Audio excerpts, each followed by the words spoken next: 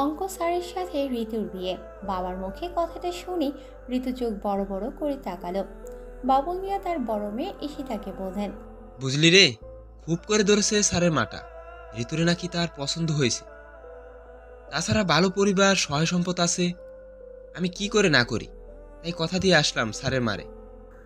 ঋতু চোখে সব অন্ধকার দেখল। তার সামলাতে ব্যর্থ হয়ে বেহুশ হয়ে পড়ে যেতে লাগলে ওর বড় বোন ঈশিতা এসে ওকে ধরল। উৎকণ্ঠিত হয়ে পড়ল, বাবা, পরে কথা বলো, আগে পানি আনো। ঋতুর চোখে মুখে পানি ছিটিয়ে দিতে হবে। বাবুল মিয়া রান্নাঘর থেকে পানি এনে ঋতুর মুখে ছিটিয়ে দিতে দিতে বিতু কণ্ঠে ডাকল, ঋতু, আমা ওঠ।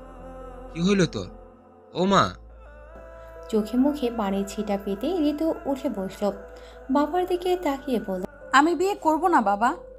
বাবুল মিয়া ওর মাথায় হাত বুলিয়ে বলেন, এইসব কইলে কি চলে মা? মায়া মানুষের বিয়া করতেই হয়। আমি করব না, তোমার সাথেই থাকবো। আমি বাপ হইয়া ঠিকঠাক তগো ভালো মন্দ কিছু দিতে পারি না, কিন্তু ওইখানে তুই সব পাবি, সুখী হবি। তাই বলে তুমি আমার বিয়ে ঠিক করবে অঙ্ক স্যারের সাথে? তাতে কি হয়েছে রে মা? ঋতু কাঁদো কাঁদো হয়ে বলল, আমি অঙ্কে ফেল করেছিলাম বাবা, তুমি ভুলে গেছো? ফেল করছিস তো কি হয়েছে? এইসব কোনো ব্যাপার না। আমিও তো ইংরেজিতে ফেল করতাম, তাই বলে কি আমার বিয়ে করাই নাই? আমার লজ্জাবোধ আছে, আমি পারবো না, মরে গেলেও। বাবুল মিয়া জিভে কামড় দিলেন। আরে, বিষয়টা একদমই তার মাথায় ছিল না। ঋতু বরাবরই অঙ্কে কাঁচা। গত পরীক্ষায়ও হায়ার ম্যাথে ফেল করেছে 30 পেয়ে। সেই সময় কলেজ থেকে গার্ডিয়ান কল পেয়ে বাবুল মিয়া প্যারেন্টস মিটিংয়ে গিয়েছিলেন। সেখানেই দেখা হয়েছিল ঋতুর কলেজের ম্যাথের গেস্ট টিচার ইফাত আনিসুরের সাথে। কম বয়সী ছেলে, চোখা নাক, সুন্দর চোয়াল, লম্বা ফর্সা, সৌন্দর্যের সব কিছুতে 10-এ 10। এমন সুদর্শন ছেলে তিনি খুব কমই দেখেছেন। বাবুল মিয়া এবার ছলো ছলো ভেজা চোখে মেয়ের দিকে তাকালেন। অপরাধী সুরে বললেন, বিয়াতে রাজি এই মর্মে আমি কথা দিয়ে ফেলাইছি। ঋতু থমকে গেল। এক মুহূর্ত পরে আর্ত সুরে চেঁচালো, স্যার রাজি হলো কিভাবে? ছি, আমি তো স্টুডেন্ট। বাবু মিয়া উঠিয়ে চলে যেতে যেতে বললেন, এইটা বিয়ান সাহেবা দেখব। বাহ, এর মধ্যেই বিআই সাহেবা! ঋতুর চোখ ভিজে কান্না এলো। অঙ্ক স্যার যে এ বিষয়ে কিছুই জানে না সেটাও বুঝল। স্যার জানলে নিশ্চয়ই এ সম্বন্ধে রাজি হবে না ঋতুর বিশ্বাস। অত বড় মানুষটা ওর মতো গরিব ঘরের ফেলটুসকে বিয়ে করতে বই গেছে। এইটুকু ভরসা ঋতুর। বাবা যে ঋতুর কথা শুনবে না তা নিজের মর্জি মতোই চলবেন ঋতু বেশ জানে। মা মরা 2 মেয়ে নিয়ে বাবুল মিয়ার টানাপড়নের সংসার। পানের ব্যবসা করে যে টাকা পান তা দিয়ে সংসার চালাতেই হিমশিম খেতে হয়। এসএসসিতে ইংরেজিতে ফেল করায় বড় মেয়ে ঈশিতাকে বিয়ে দিয়ে দিয়েছিলেন। তবে যার তার কাছে নয়, খুঁজে খুঁজে পয়সাওয়ালা পরিবারে সম্মত করেছেন। ইংরেজিকে জমের মতো ভয় পাওয়া ঈশিতাকে তুলে দিয়েছিলেন ইংলিশ টিচারের কাছে। ঈশিতার কোনো কথাই তখন তিনি শোনেননি। সেবার বোনের বিয়েতে ঋতু বেশ আনন্দ করেছিল, আয়েশ করে পোলাও মাংস খেয়েছিল। ঈশিতা কাঁদতে কাঁদতে বিদায় নেওয়ার সময় ঋতুর সাথে কথাই বলেনি। এরপর ঋতু বাড়ি এলে বোনকে এভাবেই খেপাতো, ইংলিশ টিচারের কিনা বউ কিনা ইংলিশে ফেল করা ছাত্রী, ইয়াক! লোকে কি বলবে রে আপু? তোর কপালেও আমার মতো দুর্গতি আছে, দেখে নিস। বড় বোনের অভিশাপ মিলে গেল ঋতুর সাথে। ওর আর কিছুই করার নেই। বাবার কথার অহর্ধ হলেও বাবা ভীষণ কষ্ট পাবে, যেটা স্বপ্নেও ভাবতে পারে না ঋতু। মা মারা যাওয়ার পর মানুষটা বিয়ে করেনি আর। একা হাতে ছোট 2 মেয়েকে বড় করেছেন, নিজে না খাইয়ে তাদের খাইয়েছেন। তাই বাবার কথা পারতপক্ষে অমান্য করে না ওরা 2 বোন। সপ্তাহ 3 আগে বাবার সাথে ঋতু গিয়েছিল কাঁচা বাজারে। সেখানেই হঠাৎ দেখা হয়েছিল অঙ্ক স্যার আর তার মায়ের সাথে। বাবুল মিয়া সরল সোজা মানুষ, সেদিকে গিয়েছিলেন তাদের ভালো মন্দ জিজ্ঞেস করতে। স্যারের মা নাজিয়া ইসলাম ঋতুকেই বরাবর দেখছিল। ভদ্রমহিলার চেহারা, সুরত, চিন্তাধারা বেশ প্রখর ছিল। ভালোই লেগেছিল ওর, কিন্তু মহিলা যে এত দূর যাবে এত কিছু তো মনে হয়নি। ঋতু তাই বিষাদগ্রস্ত হয়ে বসে রইল। অঙ্ক স্যারকে বিয়ে, যে তার ফেল মারার সব ঘটনা জানে, কলেজ পড়ুয়া এত বড় মেয়েকে অঙ্ক না পারার অপরাধে ক্লাসে কান ধরিয়ে দাঁড় করিয়ে রাখে। একটু ভুলচুক করেই যে অপমান করে। ঋতুজার সব শাস্তি মুখ বুজে সহ্য করে। সে স্যারকে বিয়ে স্বপ্ন অসম্ভব। ঋতু কটা দিন তককে তককে রইল, মনে মনে দোয়া করতে লাগলো বিয়েটা যাতে না হয়, স্যার যাতে রাজি না হন। ঋতুর দোয়া কবুল হলো। দুদিন পরে বাবুল মিয়া এসে জানালেন অঙ্ক স্যার রাজি না, বিয়েটা হচ্ছে না। শুনে তো ঋতু আনন্দে আটখানা হয়ে গেল। খুশিতে তার নাচতে ইচ্ছে করল। 2 রাকাত নফল নামাজ পড়ে শুকরিয়া আদায় করলো, প্রাণ ভরে নিঃশ্বাস নিল। ঘন্টা লাগিয়ে গোসল করল, মাথায় শ্যাম্পু করল, পেট ভরে ভাত খেল। এরপর মনে শুকিয়ে ঘুমোতে গেল। অন্য দিনের তুলনায় সে রাতে ওর খুব ভালো ঘুম হলো, কিন্তু পরদিন সকালে ওর ঘুম ভাঙল হইচই শুনে। বিরক্ত হয়ে ঘরের বাইরে আসতেই দেখতে পেল ওর 2 ফুপু, 1 খালা আর মামারা তাদের স্বামী সন্তান নিয়ে বাড়িতে হাজির। তারা উঠোনে বসে মহানন্দে মাছ মাংস কাটছেন, সেই সাথে হাসাহাসিও চলছে পুরো দস্তর। ঋতু ঈশিতাকে কোথাও দেখতে পেল না। মেহমানদের চোখ ফাঁকি দিয়ে রান্নাঘরে এসে দেখল ঈশিতা মশলা বাড়ছে, চোখে মুখে ঘাম, ক্লান্তি।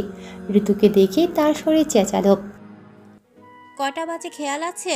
নবাবজাদি হইছ? শ্বশুর বাড়িতে অমম নবাবজাদিগিরি করলে লাথি মাইরা বাহির কইরা দিব। ঋতু বিরক্ত গলায় বলল, রাখো তোমার ফালতু কথা। বাড়িতে এত মেহমান কেন? কাহিনী কি? ওদের ভাইয়ের বাড়ি, ইচ্ছে হয়েছে তাই আইছে, তোর কি? তাই বলে এত সকালে? ঈশিতা মশলা বাড়তে বাড়তেই বলল, কেন, তোর ঘুমের ডিস্টার্ব হইছে নবাবজাদি? আমি কি তাই বলেছি? তুমি অহেতুক। কানের কাছে ঘ্যানের ঘ্যানের না কইরা গিয়া গোসল টোসল দে। হাত মুখ ধুইছস নাই খচ্চর মাইয়া কোথাকার। তোর জামাই তো সামনের দরজা দিয়া বাড়িতে ঢুকাইয়া পেছনের দরজা দিয়া বাহির কইরা দিব। ঋতু অসহ্য হয়ে রান্নাঘর থেকে বেরিয়ে এলো। বেরোতেই বড় ফুপুর সামনে পড়ে গেল। বড় ফুপু ওকে ধরেই একটা চিৎকার দিয়ে, তোর ঘুম ভাঙছি তাহলে? আমরা তো সেই ভোরে আইসা বইয়ে আসি, তোর কোনো খোঁজ নাই। ঋতু কিছুটা অপ্রস্তুত হেসে বলল, হঠাৎ আমার খোঁজ কেন? তোর বাপে জরুরি তলব করলো কাল রাইতে, বলো আইজি আইতে হইব তোদের। বলি এমনি হঠাৎ কইরা মায়া বিয়া দেয়? তোর ফুফা তো শুই নাই অবাক। ঋতু ভ্রু কুচকাল। বিয়ে মানে? কার বিয়ে? তোর বিয়া কেন তুই জানোস না? মানে যাক, বড় ফুপু হাই হাই করে মাথায় হাত দিয়ে বসে পড়লেন। আমাগরে না হয় জানাই নাই, তাই বইলা নিজের মায়ারেও জানাইব না? ঋতু দু চোখে অন্ধকার দেখল, ঢলে পড়ে যেতে যেতে বলল, আমাকে ধরো ফুপি। ঋতু যখন সম্বিত ফিরল দেখল ওকে ঘিরে সবাই দাঁড়িয়ে আছে। ঈশিতা ওকে ধমক দিয়ে বলল, বিয়ের কথা শুনলে কেউ ফিট খায়া যায়? নাটক কামাইয়া। বাবুল মিয়া এসে ঋতুর মাথায় হাত বোলাতে বোলাতে বললেন, তুই কষ্ট পাবি তাই জানাই নাই মা। ভাবছিলাম একেবারে বিয়ের আগেই সব জানামো, তাহলে যদি একটু কম কষ্ট পাস। খালা ফুপুরা সব চুপ করে রইল, কেউ টু শব্দও করল না। ঋতু ধীরে সুস্থে উঠে বসল, বাবার মুখের দিকে তাকিয়ে বলল, আমার কষ্ট নিয়ে তোমার এত চিন্তা? এত ভাবো আমাকে নিয়ে, অথচ আমার জীবনটা নিয়ে তোমরা ছিনিমিনি খেলছো। সব কিছু মজা মনে হচ্ছে তোমাদের? বাবুল মিয়া মেয়ের প্রশ্নের জবাব দিলেন না।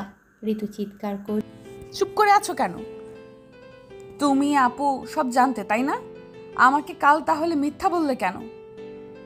আমি কি না করেছিলাম তোমাদের? বাবুল মিয়া কাচুমাচু করে বললেন, তুই না খাওয়া বলে কষ্ট পাচ্ছিলি তাই? তাই আমাকে মিথ্যা বলবে? তাও আবার বিয়ের মতো একটা গুরুত্বপূর্ণ ব্যাপার নিয়ে? আমরা মিথ্যে বলতে চাইনি। তুই বিয়ে করতে চাস না শুনে জামাই বাবাজিই বললো তোকে আগেভাগেই জানানোর দরকার নেই, ঠিক সময়ে জানালেই চলবে। ঋতু চমকে উঠল। কি? ঈশিতাও মাথা নাড়ল। জামাই বললো বললেই তোরে জানাই নেই। তো পাত্রটা কে? অঙ্ক স্যার? বাবুল মিয়া আর ঈশিতা একে অপরের মুখ চাওয়াচাওয়ি করতে ঋতু সব বুঝে গেল। এই অঙ্ক স্যার এমন হাড় বজ্জাত আগে তো টের পায়নি। এতদিন জানতো লোকরা অঙ্ক পড়ায়, কিন্তু অঙ্ক পড়ানোর সাথে সাথে যে বাটপাড়ি আর লোক ঠকিয়ে কার্য আদায়ের ব্যবসাও যে করে তাতেও জানতো না। ছি, ঋতু তাকে বুঝদার ব্যক্তি সম্পন্ন লোক ভেবেছিল। এই তার নমুনা। শিক্ষিত হয়ে ছাত্রের দিকে নজর, ছাত্রীকে বিয়ে করতে ঠকবাজির আশ্রয় নেওয়া, লুচু লোক। ঋতু শক্ত গম্ভীর হয়ে বসে রইল। এতদিন অনেক সম্মান দেখিয়েছে, তার সব অন্যায় মুখ বুজে মেনে নিয়েছে। আর না, কিছুতেই না। বিয়ে করতে চাইতো ওকে, করুক বিয়ে। বিয়ের পরে একে সে উচিত শিক্ষা দেবে। ইফাত আনিসুরকে দেখে নেবে এই অঙ্ক ফেল মারা মৃত্যু। ঋতু ভেবেছিল ফোনে একবার কথা বলবে অঙ্ক স্যারের সাথে, কেন ওর সাথে এমন একটা মিথ্যে বলল তা জানতে চাইবে। কিন্তু বাবুল মিয়া দিলেন না। তার এক কথা, ভদ্রবাড়ির মেয়েরা বিয়ের আগে বরের সাথে কথাবার্তা বলে না। ঋতু বাবার নাটক বেশ বুঝতে পারল। ও আর কথা বাড়ালো না এ বিষয়ে। বাবা যা চাইছে তাই হোক। তবে বিয়ে নিয়ে বাড়িতে ছোটোখাটো একটা হাঙ্গামা হয়ে গেল। খালা ফুপুরা সবাই বাবুল মিয়া আর ঈশিতার কাণ্ডে বেশ রাগ করল। তবুও ভাইয়ের সিদ্ধান্ত বলে কথা, কেউ প্রতিবাদ করে তেমন সুবিধা করতে পারেনি। সবাই মুখ ভার করে বিয়ের কাজকর্মে হাত লাগালো। ঋতু তাদের কত আদরের, অথচ বিয়েটা হচ্ছে কিনা ওরই অমতে। বিকেলের দিকে বরপক্ষ আসার কথা। কাজিনরা মিলে ঋতুকে বউ সাজিয়ে দিল। ফর্সা গায়ে লাল বেনারসিতে ওকে অপসরীর মতো সুন্দর লাগছিল। কিন্তু বউ সাজার পর ঋতুর এত অসহ্য লাগছিল, ও ইচ্ছে করে বিছানায় শুয়ে ঘুমিয়ে পড়ল। ঠিক কতক্ষণ ঘুমিয়েছিল ঋতু জানে না। ছোট ফুপুর মেয়ে মনিয়ে সে জানালো অঙ্ক স্যার এসে গেছে, সাথে তার কাজিন বন্ধুদের নিয়ে এসেছে। ঋতু যার বরণে হতবাক হলো। ভেবেছিল ঘরোয়াভাবে বিয়ে যখন হয়তো হাতে গোনা 4-5 জন মানুষ আসবে, তাই বলে কাজিন বন্ধুবান্ধবও নিয়ে আসবে। ওরা কি ঘরোয়া বিয়ের সংজ্ঞা ভুলে গেছে? বিয়ে করতে এসেছে এক পল্টন হাবাতে নিয়ে। এই দুর্মূল্যের বাজারে বাবা ঠিকঠাক আপ্যায়ন করতে পারবে এদের? স্যারের প্রতি অকারণেই ওর রাগটা অকারণেই চক্রবৃদ্ধি আকারে বাড়তেই থাকলো। একটু পরেই বড় ফুপু ঘরে ঢুকতে ঢুকতে বললেন, ঋতুরে, তোর জামাই তো ভারী সুন্দর। ঋতু শক্ত হয়ে বসে রইল। ফুপু ওর পাশে বসে বক বক শুরু করলেন। বড় ফুপুর চোখ চকচক করছে আনন্দে। ঋতু কৌতূহলী হওয়ার ভান করে জানতে চাইল। ঋতু ভ্রু কুঁচকে ফেলল। এগুলো করে কি বোঝাতে যাচ্ছে মুখোশধারী শয়তানটা? হাত করা হচ্ছে ওর বাড়ির মানুষগুলোকে। ছি! ঋতু ক্ষোভ নিয়ে বলল, সঙ্গে করে ওরা এতগুলো লোক নিয়ে এলে খাবার তো কম পড়বেই। বড় ফুপু মেজাজ খারাপ করে আরে ভাইজানে নাকি নিজেই বলছে ছোট মায়ের বিয়ে দিতেছে ছোটোখাটো আয়োজনে, বরপক্ষের 50 জন তো খাওয়াবই। কিন্তু তোর শ্বশুরবাড়ির কেউ রাজি ছিল না। ওরা চাইছিল ঘরের মানুষাই আইয়া বৌনিয়া যাইব। তোর বাপের বাড়াবাড়ির কারণে পরে আমাকেও 2 বাড়ি মিলা 45 জনের আয়োজন করা হয়েছিল। কিন্তু তোর ফুফা, খালু, মামা আর হত্যাকর্তা রাক্ষসরা মিল্লাই সব সাবার কইরা 10 জনের খাওনে টান ফালাই দিছে। লজ্জার কথা হইল।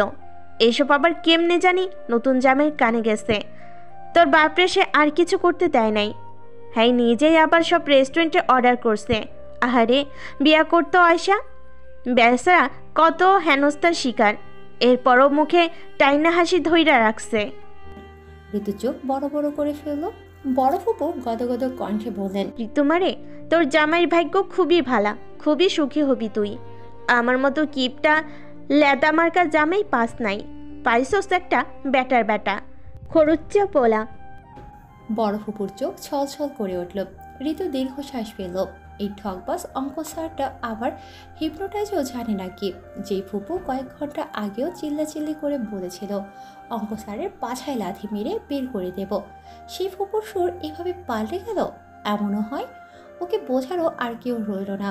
ঋতুর গলা ধরে এলো। অতি সন্তর্পণে ও কান্না আটকালো। বিয়ে পড়ানোর সময় ঋতুকে ঘিরে ধরল ইফাতের বড় বোন ইফতি, কাজিন আর তাদের বাচ্চা কাচ্চারা। বাচ্চাগুলো মামি মামি বলে হই হই জুড়ে দিল। বাকিরা সবাই ওর সৌন্দর্য দেখে প্রশংসায় মত্ত হলো। ঋতুর কাজ ঝালাপালা করতে লাগলো সবার বকবকানিতে।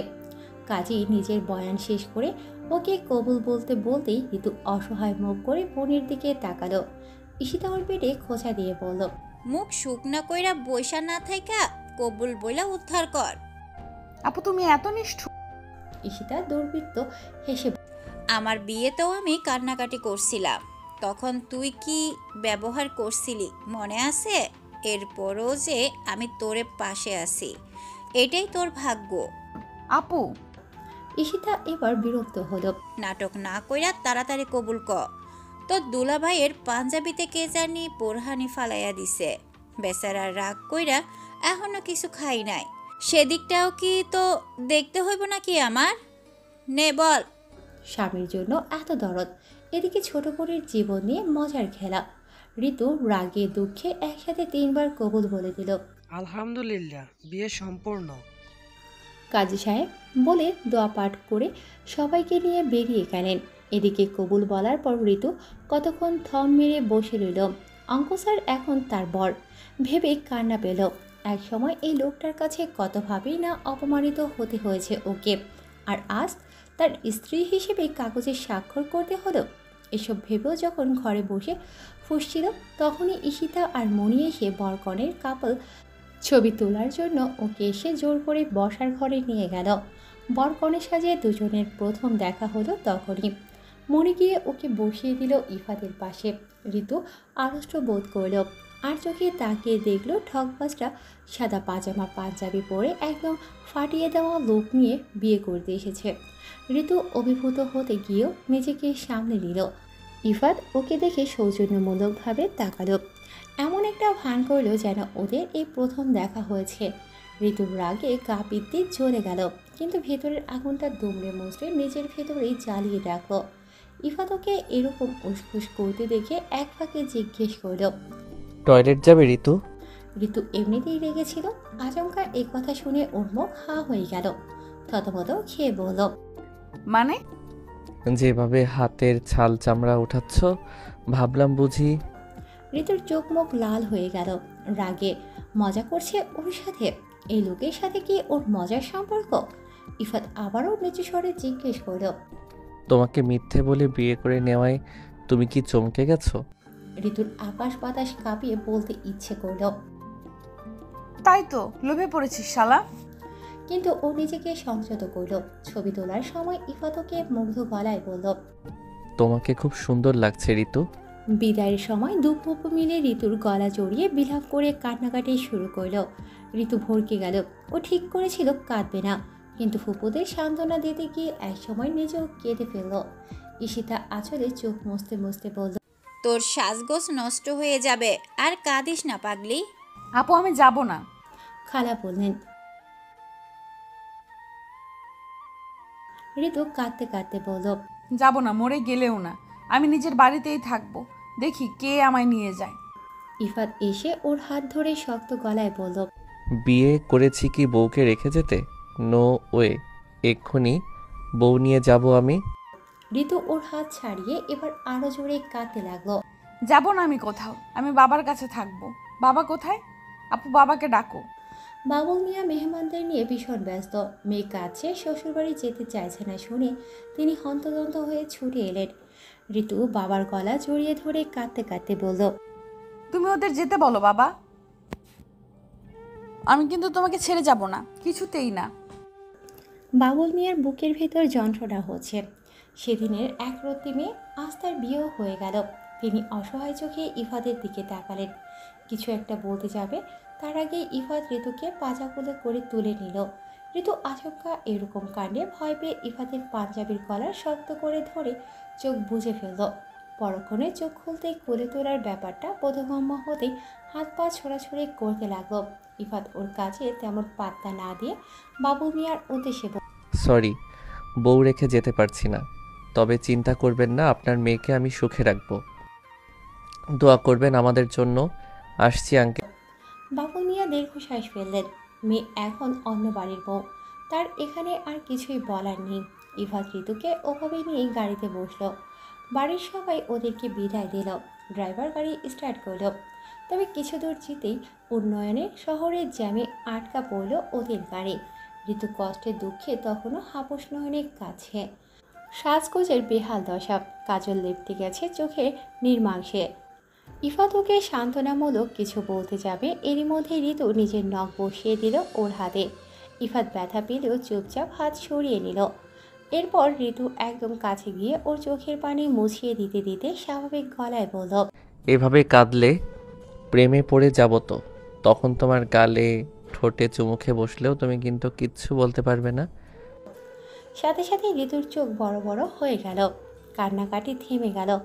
বউ বানিয়ে শান্তি হয়নি, এখন ওর সাথে লুচ্চামি করার হুমকি দিচ্ছে এই অঙ্ক স্যার। ছি! ঋতুর কাছে জীবনটা বাংলা সিনেমার ন্যায় মনে হচ্ছে। ওর সাথে সব অদ্ভুত ঘটনা ঘটছে। অঙ্ক স্যারকে অপরিচিত লাগছে। লোকটা এমন সব কথা বলছে যে তার বেফাঁস কথাবার্তায় ঋতুর মনের ভেতরে অবর্ণনীয় লজ্জা আর ভয়ের সঞ্চার হয়েছে। বাকি পথটুকু তাই আর কান্নাকাটি করল না ঋতু। তবে মনে মনে ঠিক করলো এতদিন অঙ্ক স্যার ভেবে যে লোকটাকে সম্মান করত, যার শাসন বারণ নির্দ্বিধায় মেনে নিত, লোক বিয়ে করবে না বলেও পরদিন ঢ্যাং ঢ্যাং করে বিয়ে করতে চলে আসে, সেই লোকটাকে আজ থেকে নিজের শিক্ষক হিসেবে ভুলেও সম্মান করবে না সে। এসব ভাবনায় নিজের মনকে স্থির করে বিয়ের ধকলে ক্লান্ত শরীরটা নিয়ে সিটে হেলান দিয়ে বসে চোখ বুজে রইল মৃদু। ইফাত আর চোখে তাকালো পরপর কয়েকবার। কান্নাকাটি করে কাজল লেপটে ফেলা নববধূর চুলগুলো বাতাসে ওড়াউড়ি করছে। মুখখানিতে অন্যরকম এক সৌন্দর্য ভর করেছে, দেখতে ভালো লাগছে। ইফাত মৃদু হাসল। কখনো ভাবতেই পারেনি এই মেয়েটা একদিন তার বউ হবে, মায়ের পছন্দের সাথে নিজের পছন্দ মিলে যাবে। ইফাতের মন বসন্ত বাতাসের ন্যায় উৎফুল্ল হয়ে আছে। মেয়েটার গাল ছুঁয়ে দিতে ইচ্ছে করছে। প্রেম নাকি ভালোবাসা জানে না, তবে মেয়েটার মুখের দিকে যতবার তাকাচ্ছে ততবারই ওর বুকের ভেতরটা আশ্চর্যভাবে কেঁপে উঠছে নতুন এক অনুভূতির জোয়ারে, যেমনটা আগে কখনো হয়নি। ইফাত বুকের বাঁ পাশে হাত দিতে বসে রইল। গাড়ির মিউজিক সিস্টেমে তখন রবীন্দ্রসঙ্গীত বাজছে। তোমায় গান শোনাবো ওগো ঘুম ভাঙা নিয়ে।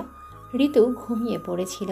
ভরাট কণ্ঠস্বরের একটি ডাকে ওর ঘুম কেটেছে। বিরক্ত ভঙ্গিতে চোখ জোড়া খুলতেই মুখের ওপর ঝুঁকে থাকা মানুষটাকে দেখে চমকালো ভীষণ। ইফাত ভ্রুকুচকে তাকিয়ে আছে। ওকে চোখ মেলতে দেখেই গালে টোকা মেরে বলল, ঘুম ভাঙলো তবে? ঋতু নিজের হতচকিত ভাব কাটিয়ে বলে ফেলল, পৌঁছে গেছি। ইফাত গাড়ি থেকে নামতে নামতে মৃদু হেসে বলল, জি ম্যাম, আপনি এখন আপনার স্বামীর বাড়ির সামনে আছেন, নামুন। ঋতু আড়ষ্ট বোধ করল। কিছু বলতে যাবে তার আগেই হৈ হৈ ক্রপ শোনা গেল।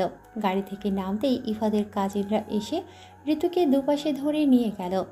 ভেতর থেকে চেঁচামেচি শোনা যাচ্ছে।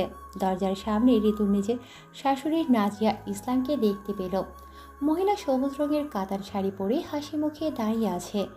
ঋতুর চোখ ধাঁধিয়ে গেল শাশুড়ির সৌন্দর্য দেখে। ফর্সা গায়ে কি ভীষণ মানিয়েছে তাকে শাড়িটিতে। অথচ কেউ দেখলে বলবেই না এই মহিলার এত বড় বড় ছেলে মেয়ে আছে।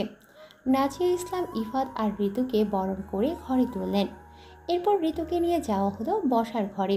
ইফাতও আসছিল, কিন্তু তখনই ওর ফোন বেজে উঠতে কল রিসিভ করে ও অন্যদিকে চলে গেল।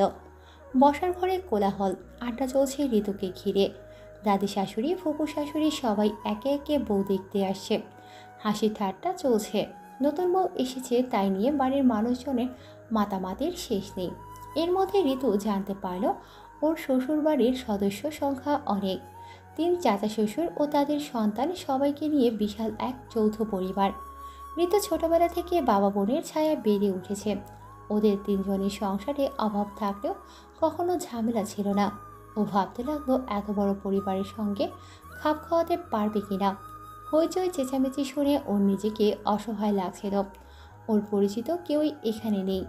একটু পরেই ভেজা চুলে একটা ট্রাউজার আর টি শার্ট পরে ইফাত এসে বসার ঘরে সবার সামনে জিজ্ঞেস, বসে থাকতে কষ্ট হচ্ছে? টায়ার্ড নিশ্চয়ই। সবার সামনে এমন করে লজ্জায় মিয়ে গেল ঋতু। কোনো মতে বলল, না। ইফাত চলে গেল। সবাই হাসি ঠাট্টা করতে লাগলো। ঋতু মাথা নিচু করে বসে রইল। সবার সামনে এভাবে বলার কোনো প্রয়োজন ছিল? অঙ্ক স্যারের কাজিনদের কথা শুনে ওর কানটান লাল হয়ে যাচ্ছে রাগে, লজ্জায়। নাজিয়া ইসলাম এসে সবাইকে ধমকালেন ওকে এভাবে বেফাঁস কথাবার্তা বলে লজ্জা দেওয়ার জন্য। এরপর ঋতুকে নিয়ে গেলেন অঙ্ক স্যারের ঘরে। গিয়ে দেখলো সারা বিছানা গোলাপের পাপড়ি দিয়ে সুন্দর করে সাজানো হয়েছে। রং বেরঙের সুগন্ধি মোমবাতি ও ধুতি ছড়াচ্ছে। আর অঙ্ক স্যার ফোন কানে নিয়ে পায়চারি করছে বারান্দা জুড়ে। ওকে ঘরে পৌঁছে দিয়ে নাজিয়া ইসলাম ঋতুর শাড়ি আনতে গেল। ঋতু অস্বস্তিতে পড়ে গেল, কি করবে বুঝে উঠতে পারল না। এর মধ্যে ঘরে এলো ইফাত। ওকে দেখে চমকালিও পরক্ষণে মৃদু হাসল। এরপর হাত ঘড়ি পড়তে পড়তে ওকে বলল, আমার ভাই বোনগুলোর মধ্যে থাকলে ঘন্টার মধ্যে ওরা তোমাকে পাগল বানিয়ে ছাড়বে। আমি তো আর বিয়ের দিনই বউকে পাগল বানিয়ে পাবনা রেফার করতে পারি না, তাই তোমায় ঘর চিনিয়ে দিয়ে গেলাম। এটা আমার, আজ থেকে তোমারও। এখানে বসে রেস্ট নাও। ঋতু হ্যাঁ না কিছুই বলল না, চুপচাপ সরে গেল। ওকে মৌন থাকতে দেখে ইফাত ভ্রু কুঁচকাল। কাছে এসে একটু নিচু হয়ে ওর কানে ছোট্ট একটা চুমু খেয়ে বসল। ঋতু চমকে উঠল। মেরুদণ্ড বেয়ে যেন শীতল এক স্রোত বয়ে গেল। এটা কি করলো স্যার? ইফাত ওকে চমকাতে দেখে মৃদু হেসে নিচু স্বরে বলল, বিয়ে থেকে ফেরার পথে আমার এক বন্ধুর বাইক অ্যাক্সিডেন্ট হয়ে গেছে, সেখানেই যাচ্ছি। ফিরতে দেরি হতে পারে, তুমি কিন্তু অপেক্ষা করবে আমার জন্য। হাজার হোক, আমার প্রথম বাসর রাত, জমিয়ে বাসর করব। অঙ্ক স্যারের এই রূপটা ঋতুর কাছে সম্পূর্ণ নতুন। ও তো ভাবতেও পারছে না এতদিন যে স্যারকে চিনত সেই লোক আর ওর সাথে বিয়ে হওয়া লোকটা আদৌ এক কিনা। এত নির্লজ্জ এই লোক। ওর কানে চুমু খাওয়া। রাগে গা কিলবিল করতে লাগলো ঋতুর। সাহস সঞ্চার করে কটমট করে তাকালো সে স্যারের পাড়ে। কিছু বলতে যাবে তার আগে ইফাত বেরিয়ে গেল। যাবার আগে আবারও সতর্ক করে গেল, ঘুমানো কিন্তু চলবে না, নেভার। ঋতু ওর যাওয়ার পাড়ে তাকিয়ে দাঁতের দাঁত চেপে মনে মনে বলল, এখন ঘুম দিব? তুই কেন? তোর 14 গোষ্ঠীও আমার ঘুম ভাঙাতে পারবি না। এর মাঝেই নাজিয়া ইসলাম চলে এলেন। ঋতুকে ফ্রেশ হতে বললেন। এই ভারী শাড়ি মেকআপ সাজগোজ ঋতুর এতক্ষণে দম বন্ধ লাগছিল। নাজিয়া গয়নাগাটি সাজগোজ মুছতে ওকে সাহায্য করলেন। এরপর একটা সুতি শাড়ি নিয়ে ওয়াশরুমে গিয়ে ফ্রেশ হয়ে এলো ঋতু। বেরোতেই দেখতে পেল নাজিয়া খাবার নিয়ে বসে আছে। খাবার দেখে ঋতুর পেটের খিদে মাথা চাড়া দিয়ে উঠল। সারাদিনে বিয়ের নাটকে ভালো করে খেতেও পারেনি ও। নাজিয়া ইসলাম ওকে টেনে নিয়ে নিজের পাশে বসে লোকমা ধরে খাইয়ে দিতে লাগলেন। মা ব্যবহার ঋতুর ভালো লাগলেও খুব একটা বেশি খাবার খেতে পারল না। নাজিয়া ইসলাম তবুও জোর করে প্লেটের অর্ধেক খাওয়ালেন। খাওয়া দাওয়ার আয়োজন শেষ করে উনি বললেন, তোমাকে প্রথম দেখেই আমার পছন্দ হয়েছিল মা, তাই ছেলের জীবনসঙ্গী বানিয়ে আনতে দেরি করিনি। তুমি নিশ্চয়ই এখনই বিয়ে করতে চাওনি? ঋতু অপ্রস্তুত। সেভাবে আমার প্রস্তাব ছিল না। বাবা চেয়েছেন আমি যাতে এক্ষুনি বিয়ে করে নিই। নাজিয়া হাসলেন। আমি শুনেছি তুমি আসতেই চাওনি আমাদের বাড়ি। এভাবে বিয়ে হওয়ার কি রাগ করেছো? ঋতু লজ্জিত ভঙ্গিতে বলল, সেরকম কিছু না, কষ্ট হচ্ছিল, মন খারাপ লাগছিল। বাবাকে ছেড়ে এসেছো বলে, নাকি ইফাত তোমার স্যার বলে? ওই আর কি। নাজিয়া ইসলাম হেসে ফেললেন। আরে বোকা মেয়ে, এসব কোনো ব্যাপার না। একদম মন খারাপ করবে না। আমার ছেলে কিন্তু খুব একটা খারাপ না। জি। ঋতু ভদ্রতা সূচক আলাপন সারল। নাজিয়া ইসলাম আরও কিছুক্ষণ বক বক করে চলে গেলেন। বাড়ির অন্যদের আর ঘরে এসে হইচই বাঁধাতে দিলেন না। ঋতু একা একা ঘরে বসে কী করবে ভেবে পেল না। ঘরটার চারদিকে চোখ বোলাতেই বেড সাইড টেবিলে কর্নার আর দেয়ালে সারের কিছু প্রোটেক্টের দিকে চোখ পড়তেই রীতিমতো কাঁদতে ইচ্ছে করল ঋতুর।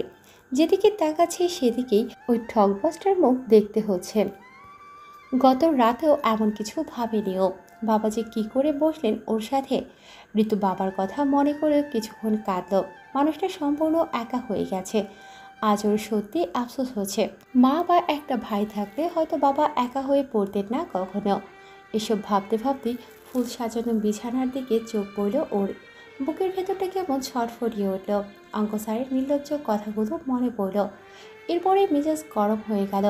এই লোকটার সাথে এত সুন্দর বিছানা শেয়ার করতে হবে ভাবতেই পারল না ও। তাই সবগুলো গোলাপের পাপড়ি জমিয়ে বারান্দা দিয়ে বাইরে ফেলে দিল। মোমবাতিগুলো নিভিয়ে ফেলল। সব উলটপালট করতে করতে মনে মনে বলল। এরপর নিজে আরাম করে শুয়ে পড়ল। মিনিট খানিকের মধ্যে ঘুমিয়েও পড়ল। তবে মাঝরাতে হঠাৎ ঘুম ভেঙে গেল ওর। ঘুমট মস্তিষ্ক সচল হতেই আবিষ্কার করল অঙ্ক স্যার ওকে বুকের ভিতর জড়িয়ে ঘুমিয়ে আছে। নড়তেই পারছে না ও। রাগে ঋতু হতভম্ব হলো। মাথায় আগুন জ্বলে উঠল। কিছু না ভেবে কামড় বসিয়ে দিল অঙ্ক স্যারের বাহুতে। ঘুমের মধ্যে ইফাত কুকিয়ে উঠল ব্যথায়। প্রায় লাফিয়েই উঠে বসল। ঋতুও রাগ নিয়ে উঠে বসল। ইফাত একবার নিজের হাতে আরেকবার ঋতুর দিকে তাকিয়ে রুক্ষ স্বরে বলল, কি সমস্যা তোমার? এভাবে কেউ কামড়ে দেয়? ঋতু রাগে ফেটে এইভাবে কেউ জড়িয়ে ধরে? আমি আপনার ছাত্রী, আপনি সেটা ভুলে গেছেন? ছি ছি। ঋতুর কথা শুনে ইফাতও এবার রেগে গেল। 100 বার 1000 বার জড়িয়ে ধরব। ফর ইয়োর কাইন্ড ইনফরমেশন ঋতু, তুমি এখন আমার বিয়ে করা বউ, কোনো ছাত্রী নও। অন্তত পক্ষে বেডরুমে তো নই। ঋতু কাঁপতে কাঁপতে বলল। নির্লজ্জ ইতর, যা মনে কর। ঋতু এবার অঙ্ক স্যারের কলার চেপে ধরল। আপনার একটু অপরাধ বোধ নেই? ইফাত ঘাবড়ালো না, বরং ওর মজা লাগলো ঋতুর রাগ রাগ আচরণ। ঠোঁটের কোণে হাসি ফুটিয়ে বলল। তোমার আছে? তোমারও তো নেই।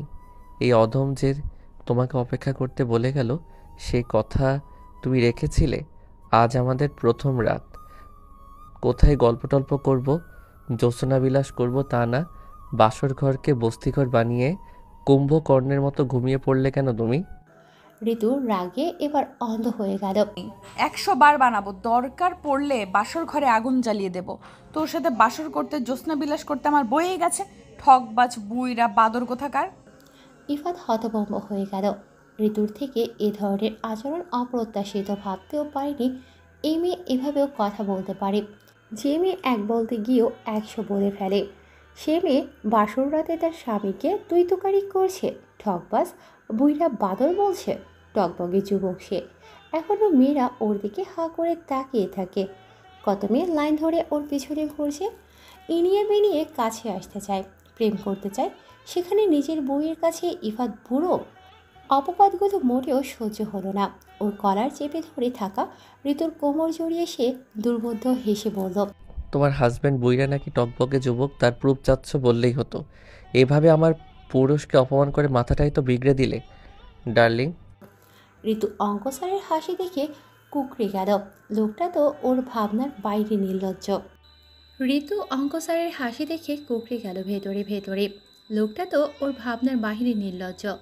তবে ওকে এমন নিয়ে যেতে দেখে ইফাত মজা পেল। ওকে আরও ঘাবড়ে দেওয়ার জন্য আপাতমস্তক নজর বোলালো। ঋতু সেই দৃষ্টি দেখে কেঁপে উঠল। অঙ্ক স্যারের নির্লজ্জতা দেখে রক্ষা পেতে ছটফট শুরু করে দিল। ইফাত ওকে ভয় দেখানোর জন্য আগে যেয়ে আরও শক্ত করে চেপে ধরল ওর কোমর। ঋতু কাঁপা কাঁপা গলায় বলল। কি করছেন স্যার? বেয়াদবি করেছো তাই শাস্তি দেব। তো দেখুন স্যার, আমি কিন্তু এখন আপনার সাথে। ইফাত থামল, তবে ছাড়ল না। ঠোঁট বাঁকিয়ে ভ্রু উঁচিয়ে বলল। একটু আগে তো বললে আমি তোমার টিচার, তুমি আমার স্টুডেন্ট। ঋতুর চোখজোড়া জলজল করে উঠল ক্ষোভে। ওর কথার জালে এখন ওকেই ফাঁসানো হচ্ছে। এত খারাপ মানুষটা? ঋতু অস্বস্তি ভরা গলায় বলল। ছাড়ুন আমাকে। অঙ্ক স্যার একটু থামলেন, খানিক পরেই আবদারে সুরে বলল। ছাড়বো যদি আমায় চুমো খাও, একটা চুমোই। ঋতু চোখ মুখ কুঁচকে ফেলল। ছি, জীবনেও না। ইফাদের ঠোঁট থেকে হাসি উবে গেল, গম্ভীর হয়ে গেল মুখ। তীক্ষ্ণ দৃষ্টিতে ঋতুর গোলাপি ঠোঁট জোড়ায় চোখ বোলাতে বোলাতে বলল। তুমি চুমো খাবে না? তাহলে তো আমাকেই খেতে হবে। ঋতু এক হাতে নিজেকে ছাড়ানোর চেষ্টা করে অন্য হাতে নিজের ঠোঁট চেপে ধরল। কিছুতেই না। ইফাত রুষ্ট গলায় বলল। হুম, তোমার কথা শুনছি না। বাসর রাত পণ্ড করেছ, কিচ্ছু বলিনি। তাই বলে সব দিক থেকে উপোস রাখবে তা তো হচ্ছে না। পাশে আস্ত একটা আগ্নেয়গিরি রেখে আমি শুকনো কাঠ তো নির্জীব হয়ে পড়ে থাকতে পারি না। শত হলেও তুমি আমার বউ, যে আমার পৌরুষ নিয়ে খোঁটা দিয়েছ। ঋতু এবার সত্যি ভয় পেয়ে গেল। কখন খোটা দিলাম স্যার? আমি তো কিছু বলি। ভেবেছিলাম কিছু করব না, কিন্তু বুইড়া বাদর বলে মাথাটাই নষ্ট করে দিয়ে এখন বলছো তুমি কিছু বলনি। তোমার অনুরোধ রাখার ইচ্ছেটাই তো নষ্ট হয়ে গেল। ঋতু প্রাণপণে নিজেকে ছাড়ানোর চেষ্টা করল, কিন্তু ইফাদের শক্তির কাছে সুবিধা করতে পারল না। অঙ্ক স্যার ওই ঠোঁটে চুমু খেল, সময় নিয়ে গভীরভাবে। এরপর যখন ওকে ছেড়ে দিল, ঋতুর সাথে সাথে বালিশে মুখ চেপে কেঁদে উঠল। ইফাত ঠোঁট মুছতে মুছতে চমকিত গলায় বলল। এভাবে নড়চড় করলে চুমু খাওয়া যায়? ভালো হলো না একটুও? ঋতু মাথা তুলল, কান্নাকাটি বন্ধ করে দাঁতে দাঁত পিষে বলল। আপনি অত্যন্ত খারাপ একজন মানুষ। আমি আপনাকে ভালো ভেবেছিলাম। হুম, আমি আমার কর্মক্ষেত্রে প্রচণ্ড স্ট্রিক্ট পারসন, কিন্তু বাস্তব জীবনে না। বউয়ের সামনে তো আরও না। তুমি আমার স্টুডেন্ট থাকাকালীন আমি কিন্তু তোমার দিকে সেভাবে নজর দেইনি। আর 5 জনের মতোই দেখেছি, সেভাবেই ট্রিট করেছি। ঋতু ফুঁসে উঠল। তাহলে আমায় বিয়ে করলেন কেন? ইফাত ভ্রুকুটি করে তাকালো। প্রেমে পড়েছিলাম তাই। ঋতু অবাক চোখে তাকালো। নাটক হচ্ছে নাকি? এই বলছে ছাত্রী থাকা অবস্থায় সেভাবে নজর দেয়নি, তো এই বলছে প্রেমে পড়েছিল। মানেটা কি? ওকে দ্বিধাগ্রস্ত হতে দেখে ইফাত অন্যরকম গলায় বলল, সেদিন তুমি কালো রঙের জামা পরে বাবার হাত ধরে কাঁচা বাজারে ঘুরে ঘুরে পুঁটি মাছ কিনছিলে না? এটা দেখেই তো আমার বুকের রক্ত হিমশীতল হয়ে গেল। ঋতু বিস্ময় নিয়ে বলল, আমাকে পুঁটি মাছ কিনতে দেখেই আপনার বুকের রক্ত হিমশীতল হয়ে গেল তো। এরপর আমাকে আর মাকে দেখে কাছে এসে যখন কথা বললে না, বিলিভ মি, তখন কিন্তু আমি সব ঝাপসা দেখছিলাম। মাথা ঘুরে শরীর খুব দুর্বল লাগছিল, শ্বাস নিতে পারছিলাম না। ঋতুর চোখ দুটো কোটর থেকে বেরিয়ে আসার উপক্রম হলো। সিরিয়াসলি? নয়তো কি আমি তোমায় মিথ্যে বলছি? ঋতু হাসার প্রচেষ্টা করে বলল, অবশ্যই। মোটেও না। অঙ্কের টিচার হতে পারি, কিন্তু আমার মধ্যে এখনো সততা বিদ্যমান। মুখের উপর সত্য বলতে ভয় পাই। ঋতু কর্কশ গলায় বলল। আসছে সত্যবাদী যুধিষ্ঠির। ইফাত ঘোর লাগা কণ্ঠে বলল, ট্রাস্ট মি, সেদিন রাতেই ঘুমের মধ্যে তোমাকে স্বপ্নে দেখলাম। স্বপ্নটা এতই প্রখর আর গভীর ছিল যে সকালে ঘুম থেকে উঠে তোমাকে পাশে না পেয়ে বিরহ যন্ত্রণায় আমার জ্বর এসে গেল। এত ভুগলাম যে বলার বাইরে। সারা শরীর ব্যথা, মুখে রুচি নেই, কোনোভাবেই জ্বর ছাড়ে না। মা দিশেহারা হয়ে পড়লেন। ডাক্তার নাড়ি পরীক্ষা করে জানালেন মনের অসুখ। এই অসুখ সারালেই জ্বর নামবে। জ্বরের সাথে মনের অসুখের কি সম্পর্ক? মনই তো সব। মন আর শরীর একে অন্যের সাথে কানেক্টেড, তাই তো জ্বরটা গাঢ় হলো। ডাক্তারের কথা শুনে মা শুনে তো ভীষণ রেগে গেল। জিজ্ঞেস করলো কার জন্য আমার এই অবস্থা। আমি জ্বরের ঘরেই বলে ফেললাম পুঁটি মাছওয়ালির জন্য। শুনেই মা হেসে ফেলল। পরে তোমার বাবার সাথে যোগাযোগ করলেন এবং বিয়েটাও ঠিক করে ফেললেন। বিলিভ মি, তুমি যে আমার স্টুডেন্ট, আমি কিন্তু সেটা ভেবে তোমাকে বিয়ে। এত সব ফিরিস্তি শুনে ঋতুর মন একটুও গল না, বরঞ্চ আরো রাগ হলো। বাজারে পুঁটি মাছ কিনতে দেখে বুকের রক্ত হিমশীতল হয়ে গেল। প্রেম পেয়ে গেল, ও পুঁটি মাছ বলে? ঋতু জ্বলন্ত চোখে তাকালো। গাধা পেয়েছেন? এইসব গালগপ্প বলে আমায় পটানোর ধান্দা? শুনুন স্যার, আমি অঙ্কে দুর্বল হতে পারি কিন্তু বোকা নই। বিশ্বাস না হলে করবে না, কিন্তু আমার অনুভূতি নিয়ে আমি এক বিন্দুও মিথ্যে বলিনি। আমি সত্যিই তোমার প্রেমে পড়েছি। ঋতু কথা বাড়াতে চাইল না। অঙ্ক স্যার ওর প্রেমে পড়ুক আর না পড়ুক, ও তো পড়েনি। ওর নিজস্ব পছন্দ অপছন্দেরও যে একটা বিষয় আছে, সেটা কেউ কেন ভাবল না? ঋতু মনের দুঃখে চুপচাপ অন্য পাশ ফিরে শুয়ে পড়ল। অশ্রু বিসর্জনে বালিশ ভেজাতে লাগলো। ওর গুনগুনিয়ে কান্নার শব্দ শুনে ইফাত হাই তুলতে তুলতে বলল, কাঁদে নামে কত শখের বউ তুমি জানো আমায়? জানতেও চাই না। অঙ্ক স্যার গভীর স্বরে ডাকলো। ঋতু। ঋতু শক্ত হয়ে শুয়ে রইল। জবাব না পেয়ে ইফাত বলল, আদর আদর পাচ্ছে, কি করি বলো তো? ঋতু বাক্যহীন হলো। এই লোকটার সাথে ওর বিয়ে হয়েছে, এই লোকটার সাথে ওর কান্নাও এই লোকটার মন গলছে না। এই ছিল ওর পোড়া কপালে? না, এই নির্দয়টাকে বর বলে মানবে না সে, কিছুতেই না। কচুতে আমার অ্যালার্জি, একটা কি চুমু খাবে? আমি আপনার মতো নির্লজ্জ নই।